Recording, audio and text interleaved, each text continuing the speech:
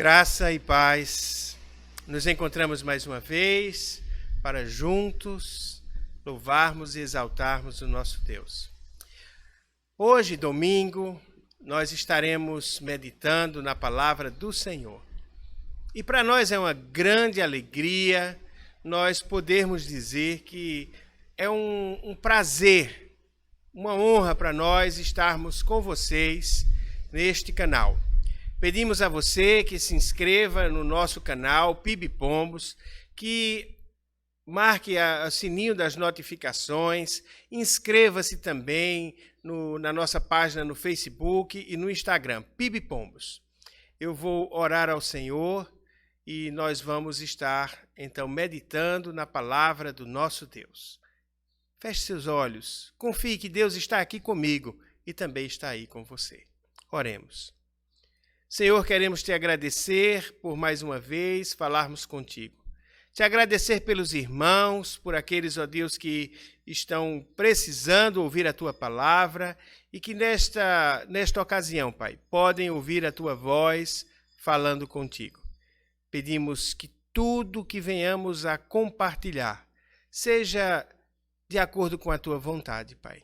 Abençoa-nos, usa-nos para a glória do teu nome. Assim oramos em nome de Jesus. Amém. O tempo é um tempo de dificuldades.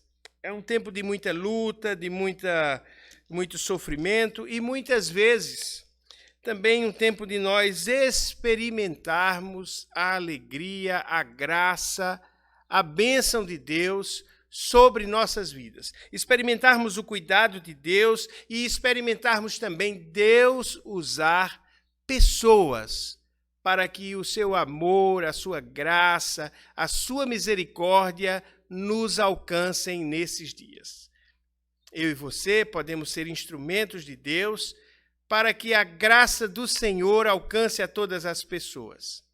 Somos afligidos, somos atacados, somos também aliviados, somos carregados nos braços. São muitas as situações que nós podemos compartilhar e entender que estão acontecendo porque o Senhor é bom para conosco.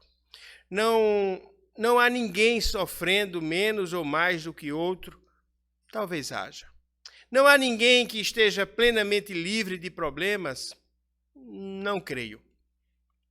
A palavra de Deus diz que ele manda a chuva sobre bons e sobre maus. Então, todas as pessoas, sem exceção, podem sofrer as mesmas dificuldades. E também temos as mesmas oportunidades de servir a Deus.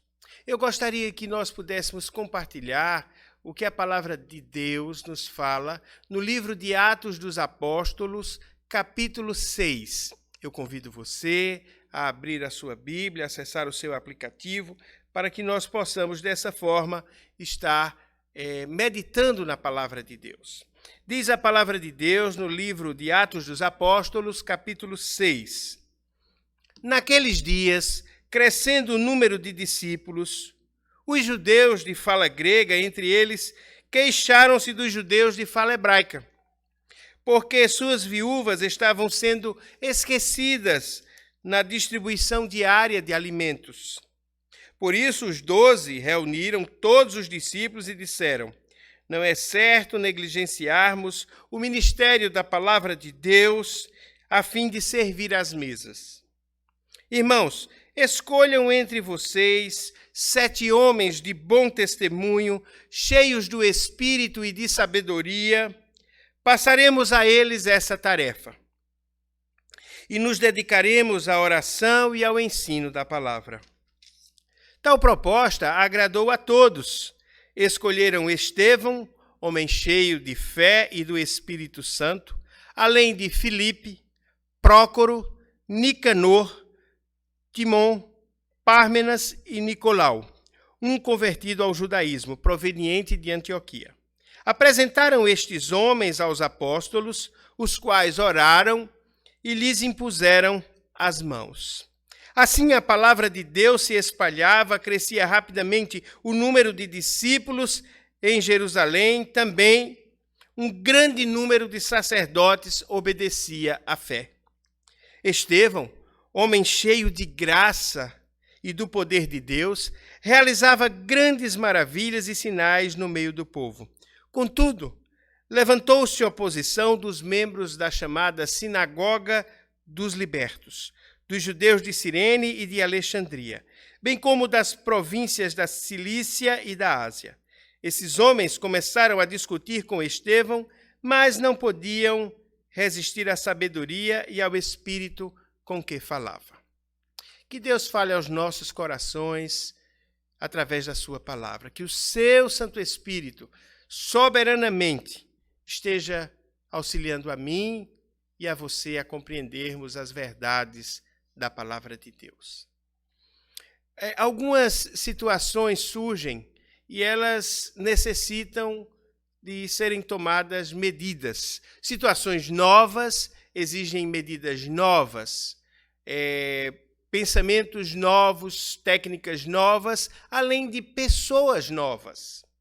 O problema administrativo enfrentado pela igreja naqueles dias fazia com que outras situações tivessem de ser, desta forma, resolvidas. Uma questão muito simples, aparentemente não traria nenhum prejuízo para a igreja, mas na verdade trouxe. O fato é que os judeus, eles tinham o costume no templo de ter uma certa reserva para as viúvas.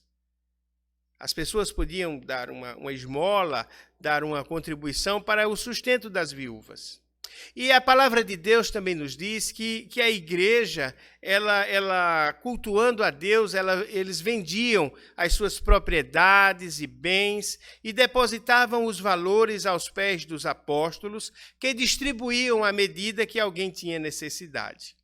Pois bem, as igrejas, as viúvas dos gregos, elas começaram a ficar deixadas de lado.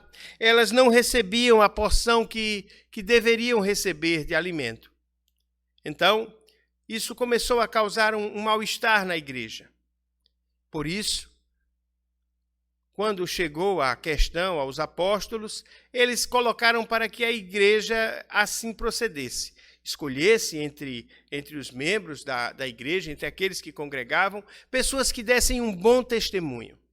Pessoas cheias do Espírito Santo e de sabedoria, não apenas para tratar das questões espirituais, porque eles não foram levantados com esse objetivo. Eles foram levantados com o objetivo de resolver uma questão terrena, uma questão que exigia que fosse apaziguados os ânimos. Você imagine que hoje também, quando se ajuntam pessoas, nós vemos que cada um tenta defender o seu ponto de vista e também beneficiar aqueles que vocês acham, aqueles que acham melhor, vocês não, perdão, aqueles que acham melhor de estar ajudando. Agora imagine, eu vou ajudar alguém que eu gosto ou vou ajudar alguém que eu não gosto? Eu vou ajudar alguém que eu tenho simpatia ou que eu não tenho simpatia? Na Igreja de Deus, não é bom que isso aconteça. As igrejas cristãs, elas têm que ter a visão de que todas as pessoas são iguais, porque a Bíblia diz que Deus não faz acepção de pessoas. Que o Evangelho veio primeiramente para os judeus, mas também foi estendido aos não-judeus, aos gentios. Então, o que acontece naquela igreja? As pessoas estavam deixando de vivenciar a espiritualidade porque estavam tendo esse conflito. Ainda hoje acontece isso. Quando a liderança da igreja não está preocupada em resolver as questões administrativas, elas podem se tornar algo que venha trazer um problema espiritual. Nós vivemos um tempo em que os problemas materiais estão afligindo a todos nós. Não podemos achar que, por sermos cristãos, seremos imunes às questões que vão surgir. Falta de dinheiro, estarmos todos reunidos em casa, sem poder sair, os pais que têm mais dificuldade em estar fazendo as tarefas, as crianças que não vão à escola, têm que estudar em casa. Imagine que todas essas coisas, elas podem trazer problemas. Imagine em uma comunidade em que haviam muitas pessoas. Esse problema administrativo da igreja, ele fez com que se pensasse e se procurasse em uma solução, que ela não é uma solução única e imediata. Os diáconos foram, naquele momento da igreja, foram escolhidos usando este critério, né? Homens cheios do Espírito Santo e de sabedoria, que tivessem um bom testemunho. Pronto, ali preencher os requisitos era o que era necessário. Então foi isso que foi feito naquele momento. A igreja necessitava. Para quê? Para que os apóstolos estivessem fazendo aquilo que era importante, passar adiante o ensino. Olha, irmãos, veja bem, no Evangelho segundo Mateus, no capítulo 28, quando Jesus está dando a grande comissão, ele diz: ide, portanto, façam discípulos de todas as nações, batizando-os em o nome do Pai, do Filho e do Espírito Santo, ensinando-os a guardar todas as coisas que eu vos tenho ordenado. E eu estarei com vocês todos os dias, até a consumação dos séculos. Então, o ensino faz parte da grande comissão. Não é simplesmente anunciar o Evangelho. Os apóstolos tinham a necessidade de estudar a palavra, de ensinar, para que a palavra pudesse ser anunciada. E Estevão, em particular, ele era alguém muito nobre, alguém muito correto, alguém que tinha um bom testemunho daquela comunidade. E quando a Bíblia diz que todos se agradaram da proposta, é porque era a melhor proposta. Com certeza, alguns pensaram diferente, mas aquela proposta chegou e foi aceita pelos apóstolos. Quem tinha que dar bom testemunho às pessoas do povo eram os diáconos que seriam instituídos, os que iam servir. Eles estavam com essa incumbência que acabaria aquele problema administrativo.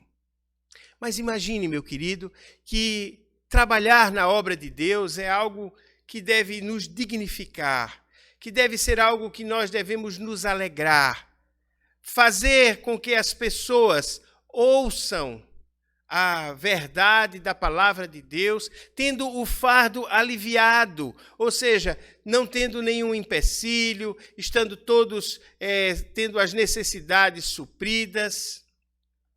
Chegar para alguém que está com fome e dizer assim: olha, vá para casa, vá comer. Chegar para alguém que está com frio e dizer: olha, vá para casa, se aqueça. Isso não tem nenhum valor, porque se eu sei que a pessoa está com fome, como é que eu mando ela ir para casa, comer em casa? Se eu sei que a pessoa não tem com o que se cobrir, como é que eu mando essa pessoa ir para casa se aquecer? A igreja, ela se importa um com o outro. É uma comunidade de pessoas que têm coisas em comum, tem o Salvador em comum, tem o perdão de Deus em comum, tem o amor de Deus em comum. Sabem também que tem a mesma missão, é uma missão única para todos os crentes. Eu, como pastor, eu preciso compreender que preciso aliviar a carga do meu irmão. E você também que me escuta, se você é membro ou não de uma igreja, você precisa compreender que essa missão ela faz parte de quem entrega a sua vida a Cristo. Coração transformado, os projetos são transformados e nós realmente entendemos que essa mudança ela é necessária. Então, nós entendemos que havia um problema administrativo que estava prejudicando a espiritualidade da igreja. Estava quebrando aquela comunidade, estava atrapalhando, porque nós, quando lemos em Atos capítulo 2, que eles tinham tudo em comum, eles tomavam as suas refeições com alegria, com singeleza de coração, estavam o tempo todo no templo e nas casas, partindo pão, felizes. Aí tudo isso começa a ser quebrado porque algo não está funcionando bem. Eu e você precisamos compreender que a Bíblia não vai explicar todas as coisas, mas nós podemos aprender com coisas que nos explicam tudo o que necessitamos. O ensino da palavra de Deus, ele é perfeito para mim e para você. E nessa questão de aliviar o fardo, nessa questão de ser colocado 7 homens de bom testemunho, cheios do Espírito Santo e de sabedoria para cuidar da situação, mostra que a igreja soube decidir. Agora, a comunidade era grande. Por que só 7 homens? Alguns dizem porque Jerusalém tinha 7 distritos, então seria um para cada distrito. Ou seja, não adianta nós querermos resolver o problema de todos. Nós não vamos conseguir, nem eu vou conseguir como pastor, nem você. É por isso que a igreja instituiu os diáconos. São os oficiais. A Igreja Batista tem os pastores, que cuidam da parte espiritual, e tem os diáconos que trabalham nessa parte de assistência. Então, a igreja não podia colocar uma pessoa para resolver a questão de todos. Os 7 eram importantes. Os 7 davam bom testemunho. Os 7 também tinham que ter sabedoria para apagar incêndio. Vocês já imaginaram, irmãos? As pessoas descontentes, mesmo tendo o temor de Deus, olha, o ser humano, ele vai lembrar sempre de muitas coisas boas. Mas nós temos um ditado, e eu acredito que você já ouviu, que se você fizer 99 e não fizer 100, olha, não foi suficiente. E as pessoas vão sempre lembrar da parte negativa. Eles sempre vão guardar a parte negativa. Agora, quando nós deixamos que o Espírito Santo, ele atue sobre nós, quando procuramos pedir a Deus sabedoria, aí nós vamos entender que podemos tratar dos assuntos de maneira a acalmar as pessoas, de maneira a glorificar o nome de Deus. Ou seja, eu e você fomos chamados para isso. E é interessante que o povo escolheu, mas tinha que ter a aprovação dos apóstolos. Ou seja, os apóstolos iriam impor as mãos e iriam dar as tarefas àquelas pessoas. A igreja escolhe os diáconos e a igreja autoriza que eles sejam ordenados. É por isso que é tão importante nós termos diáconos.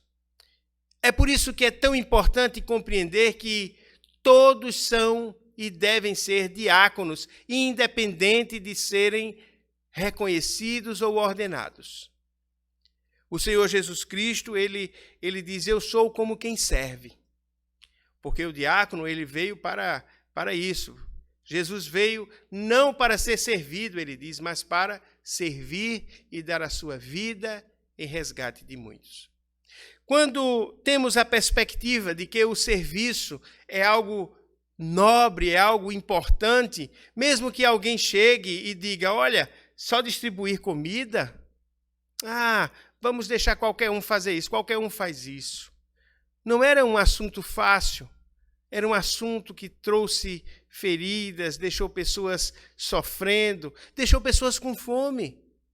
Então, era um assunto que atrapalhava o bom andamento da igreja, o bom andamento do ensino apostólico.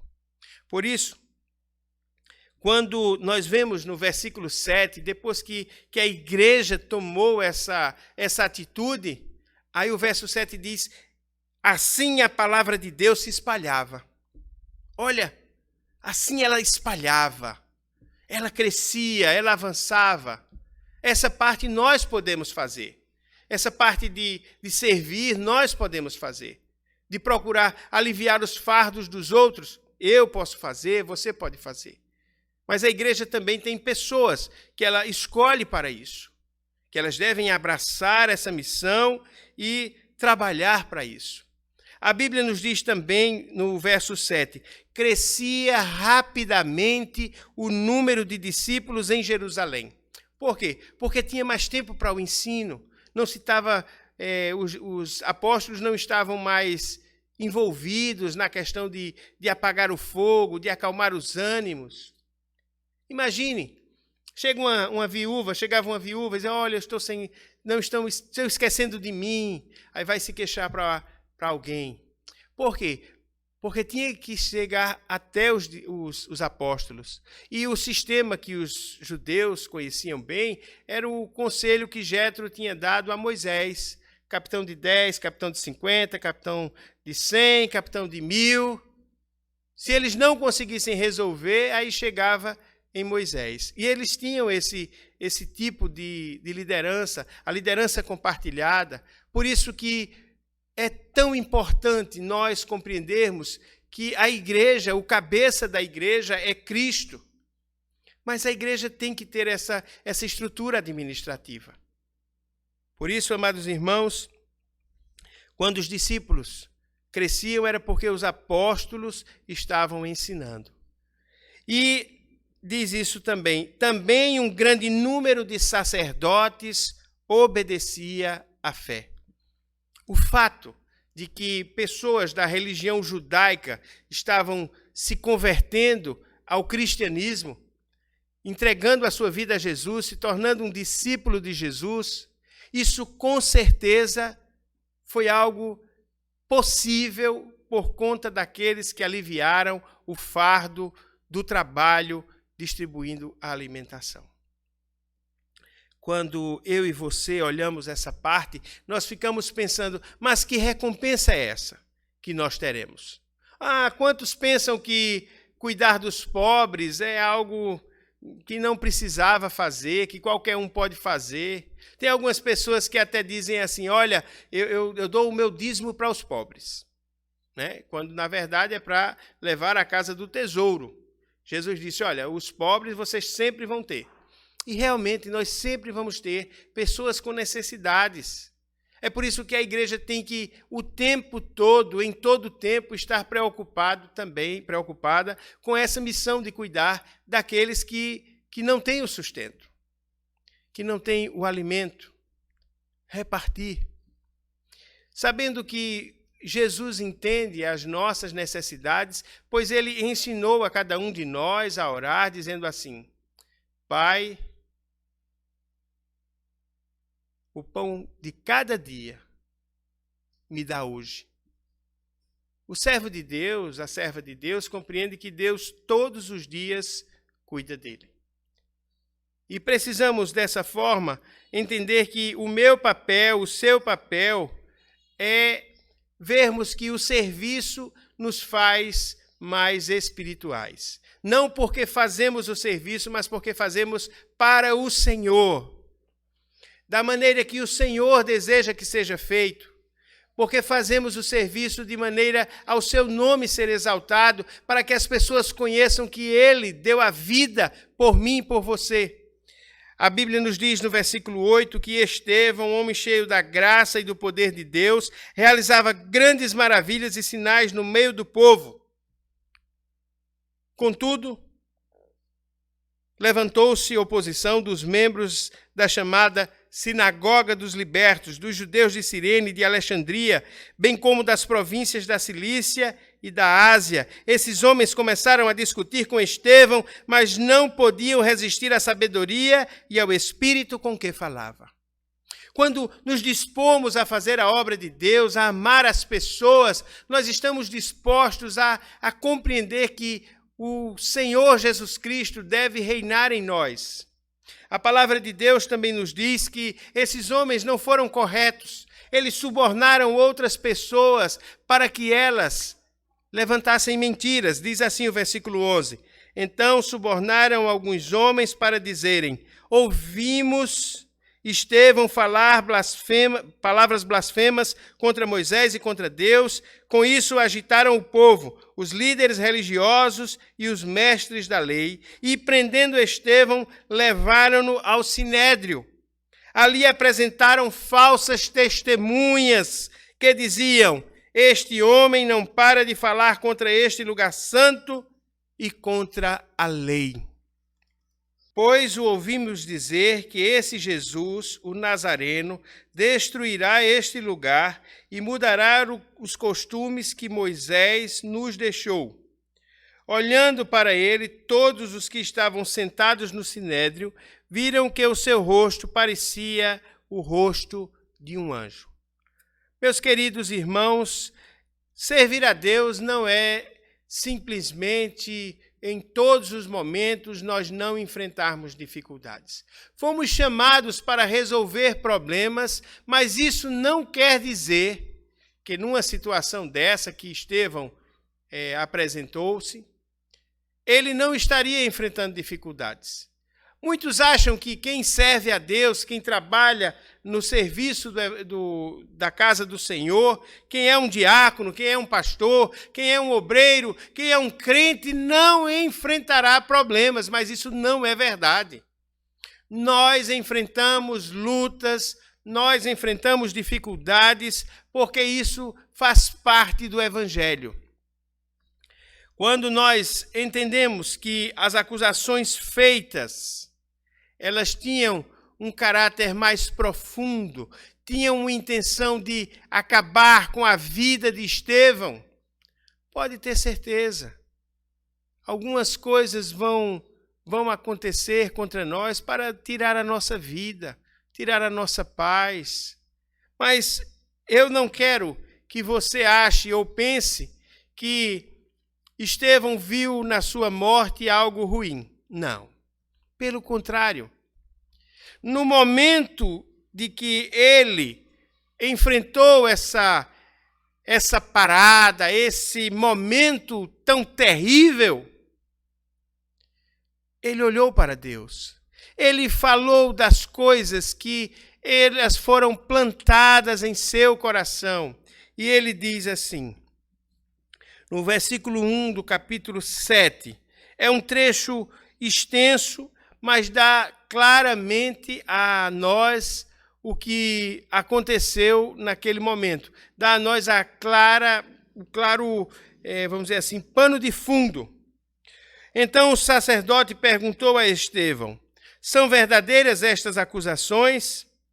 A isso ele respondeu, irmãos e pais, ouça-me.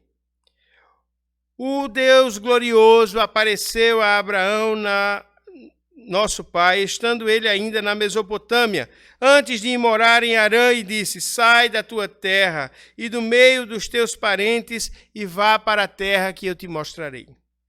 Então ele saiu da terra dos caldeus e se estabeleceu em Harã, depois da morte de seu pai.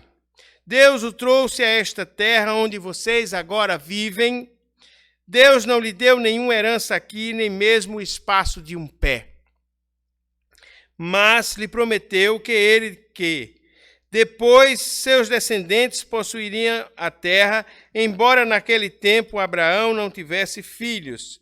Deus lhe falou desta forma, seus descendentes serão peregrinos numa terra estrangeira e serão escravizados e maltratados por 400 anos.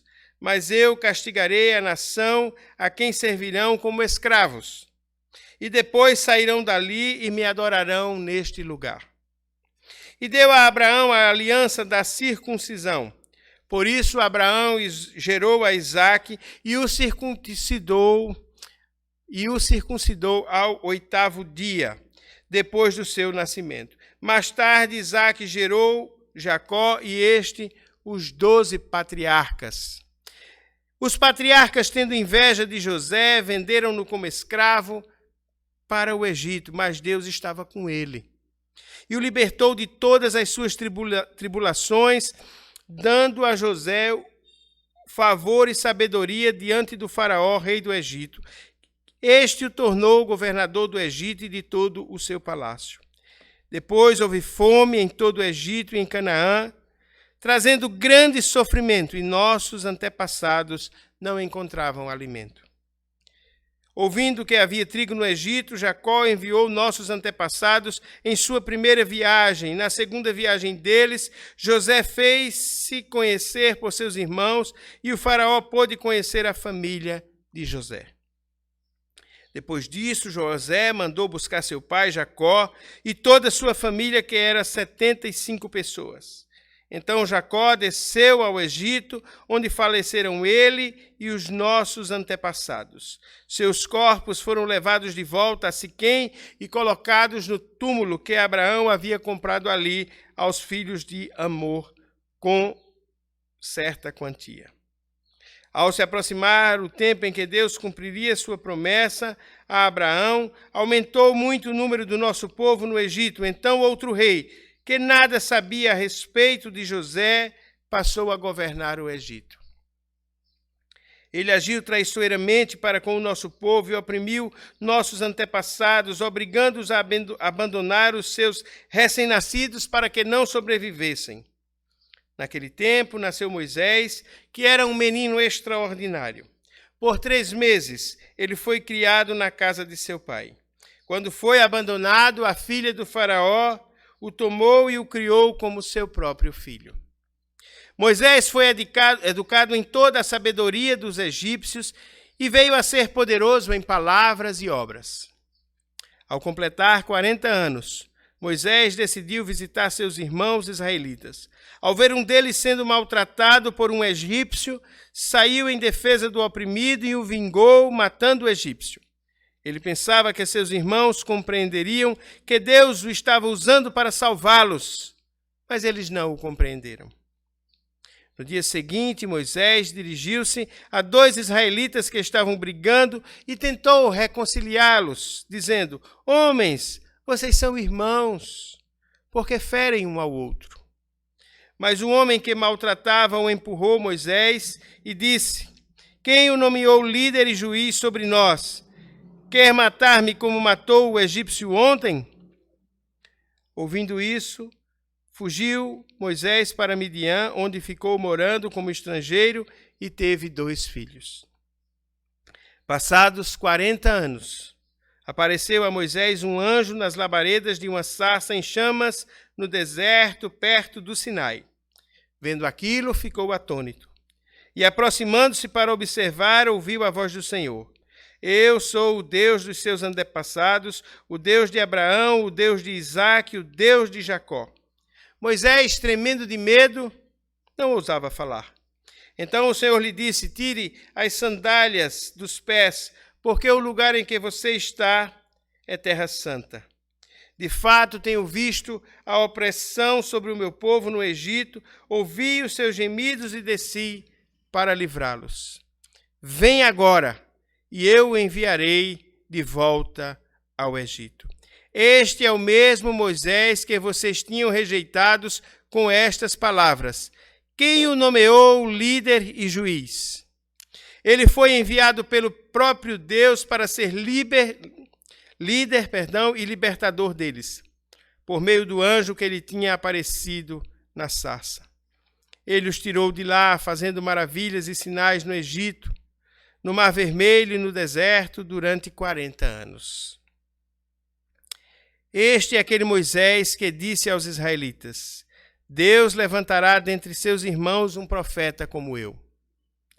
Ele estava na congregação no deserto, quando o anjo que falava no Monte Sinai e com os nossos antepassados e recebeu palavras vivas para transmiti-las a nós.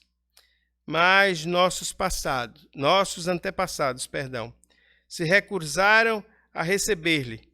Ao contrário, rejeitaram-no e em seu coração voltaram para o Egito. Disseram a Arão: "Faça para nós deuses que nos conduzam, pois a esse Moisés que nos tirou do Egito, não sabemos o que lhe aconteceu." Naquela ocasião fizeram um ídolo em forma de bezerro, trouxeram-lhe sacrifícios e fizeram uma celebração em honra aos que suas mãos tinham feito. Mas Deus afastou-se deles e os entregou à adoração dos astros, conforme que foi escrito no livro dos profetas: "Foi a mim que vocês apresentaram sacrifícios e oferta durante os 40 anos no deserto, ó nação de Israel." Em vez disso, levantaram o santuário de Moloque e a estrela do seu deus Renfã, ídolos que vocês fizeram para adorar. Portanto, eu os enviarei para o exílio para além da Babilônia. No deserto, os nossos antepassados tinham o tabernáculo da aliança, que fora feito segundo a ordem de Deus a Moisés, de acordo com o modelo que ele tinha recebido. Tendo recebido o tabernáculo, nossos antepassados o levantaram sob a liderança de Josué, quando tomaram a terra da nação que Deus expulsou de diante deles.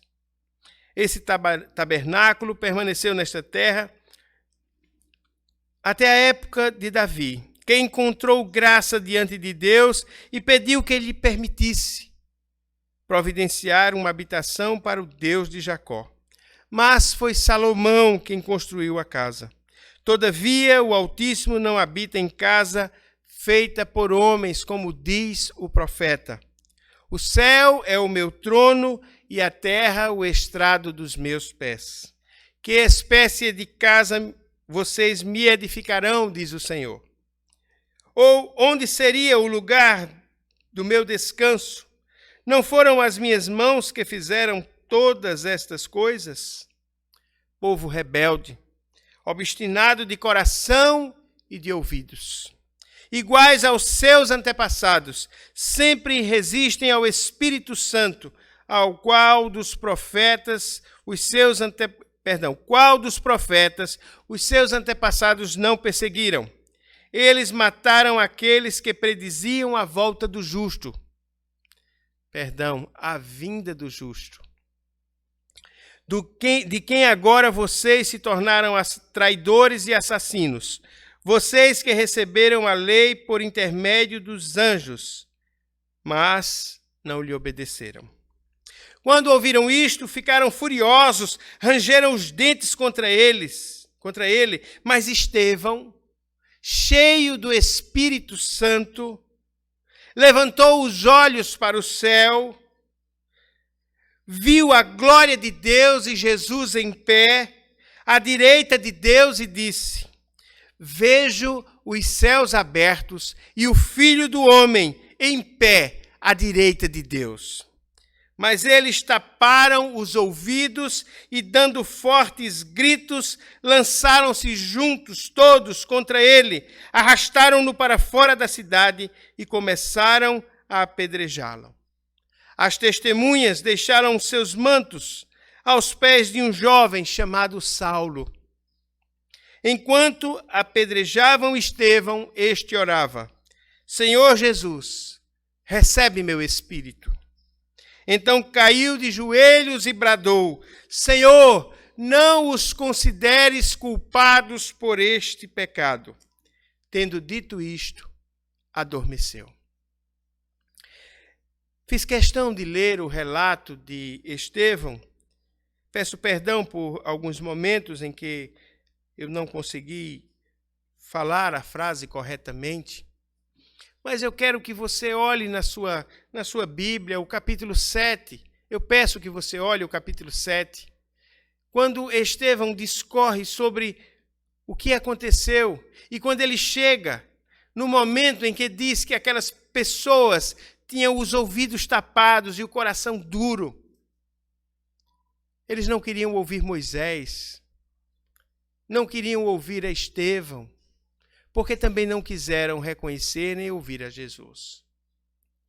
Quando nós entendemos que Deus nos chamou para o serviço, nós servimos a Cristo e nos esforçamos para que o nome de Jesus seja glorificado através do nosso serviço, do nosso trabalho, da maneira com que servimos as pessoas. Mesmo que isso, quando nós anunciarmos a palavra de Deus, venha a despertar a ira naquelas pessoas e que elas venham até mesmo a se levantar contra nós, a tirar a nossa vida, como fizeram contra Estevão. Eu quero dizer a você, Saulo estava lá, Saulo de Tarso, um jovem, que viu Estevão ser morto, que segurou as capas daqueles que eram as testemunhas falsas.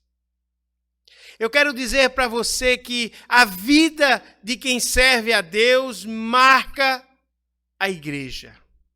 As pessoas reconhecem o bom testemunho.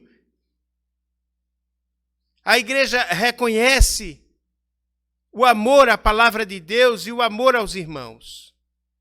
A igreja entende que Deus dá sabedoria àqueles que querem servir aos outros, servir ao Senhor. Nós entendemos também que os que servem, eles servem a Deus mesmo em meio à oposição. Os que servem ao Senhor continuam firmes, mesmo que isto lhe custe a própria vida. Porque aqueles que servem ao Senhor, até na vida daqueles que não conhecem ainda Jesus, vão deixar marcas muito profundas.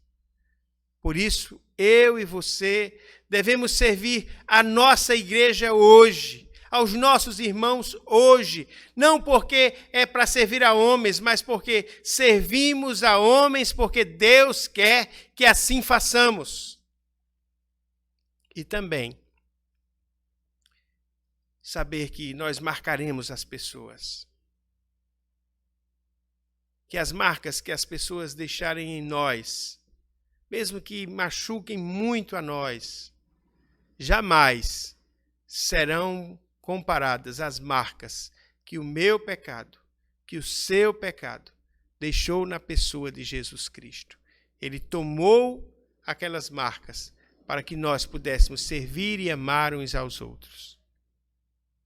Vamos orar para que nós sejamos tal qual o Senhor Jesus Cristo, servindo as pessoas, conhecendo a sua palavra e deixando ser cheio do Espírito de Deus. Vamos orar nesse momento. Senhor, te agradecemos por tua palavra, te agradecemos porque o Senhor tem cuidado de nós. Obrigado, Pai, porque mesmo nas nossas fraquezas, nas nossas dificuldades, nós temos visto o teu amor, a tua graça conosco. Nos faz, ó Deus, fiéis para te servirmos até a morte. Mesmo que sejamos apedrejados, mesmo que sejamos deixados de lado, mesmo que não nos ouçam, usa-nos para a glória do teu nome, Senhor. Nós assim pedimos, nós assim oramos, em nome de Jesus. Amém.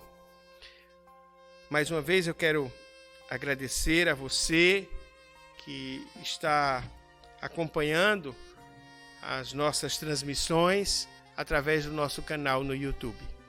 Pedimos, inscreva-se em nosso canal. Nós queremos melhorar, queremos que você também esteja compartilhando as mensagens da Palavra de Deus e pedindo também a você que siga-nos no Facebook, no Instagram. Nós somos gratos a Deus pela vida de todos os irmãos que fazem a primeira Igreja Batista em Pombos. Queremos dizer aos irmãos que, em nome de Jesus, breve nós estaremos cultuando novamente. Mas estejam obedecendo às autoridades, estejamos sendo ordeiros, estejamos cumprindo o que se pede de cada um de nós. Vamos estar usando a máscara quando sairmos de nossa casa. Vamos sair apenas para serviços e tarefas que não possam ser evitadas. Ligue para um irmão, para uma irmã, fale com ele, dê atenção. Pedimos que orem por aqueles que estão enlutados. Aqui em Pombos, nós temos tido alguns falecimentos, alguns que têm deixado a muitos de nós tristes. Pedimos que orem pelo bem-estar emocional de todos os irmãos da igreja, de toda a nossa cidade. Orem por nossas autoridades. Orem pelo governador, pelo presidente da República. E não sejam partidaristas. Vamos fazer o bem a todas as pessoas. Vamos amar a todas as pessoas. Vamos perdoar a todas as pessoas. Deus espera isso de mim, espera isso de você. Ser cristão é serviço. é trabalho, é abnegação, é confiar no Senhor e saber que Ele tem cuidado de cada um de nós. Não vamos estar ansiosos, pensando no amanhã, mas vamos viver o dia de hoje, esperando que o Senhor Jesus Cristo esteja se alegrando conosco e em meio à dificuldade possamos olhar aos céus e vê-lo aberto e o Filho do Homem assentado à destra de Deus, porque de lá nós o aguardamos, na sua volta, e nos encontraremos com Ele. Que Deus assim nos abençoe, em nome de Jesus. Amém.